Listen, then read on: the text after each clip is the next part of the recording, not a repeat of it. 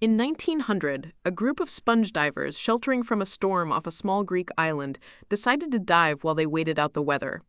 What they found on the seabed in 45 meters of water inside the wreck of a Roman-era cargo ship would take 100 years and some of the most advanced imaging technology ever developed to even begin to understand.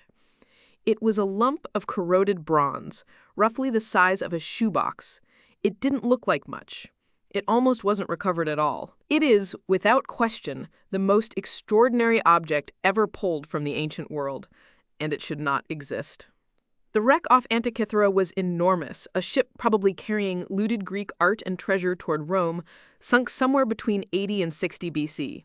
Archaeologists retrieved marble statues, bronze figures, glassware, coins, and amid all of it, almost unnoticed at first, was a lump of calcified bronze with what appeared to be bronze gears visible through the crust.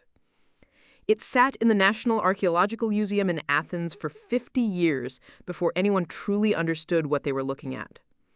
The first serious researcher to study it, a historian named Derek de Sola Price, spent decades on the problem before publishing his conclusion in 1974.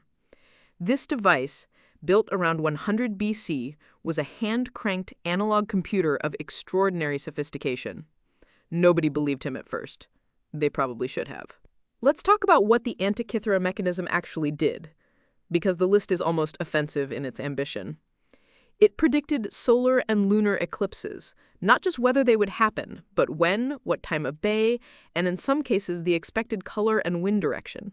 It tracked the position of the sun and moon with enough precision that researchers are still impressed.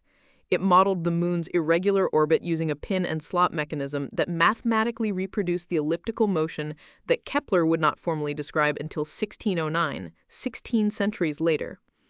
On the back of the device, two large spiral dials tracked the Metonic cycle, a 19-year period after which lunar months realign with solar years, and the Saros cycle, 223 lunar months after which eclipses repeat in nearly the same pattern.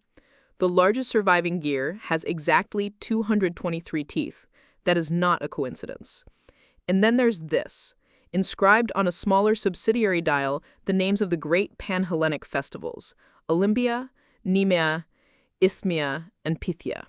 The pointer advanced 1/4 turn per year, completing a full circuit every 4 years. The device told you when the Olympic Games would be held.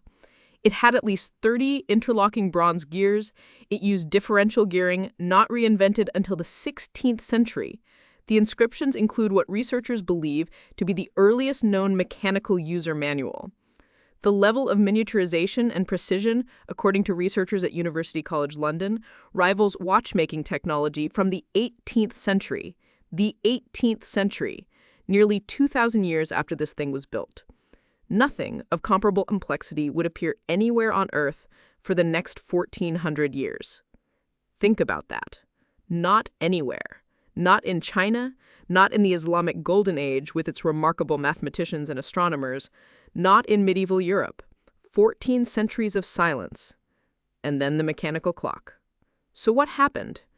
The Romans, who likely seized the ship's cargo, had no use for the device, or didn't understand it, or both. Cicero, writing in the 1st century BC, mentions seeing devices that modeled the movements of the heavens, which suggests these mechanisms existed in some number.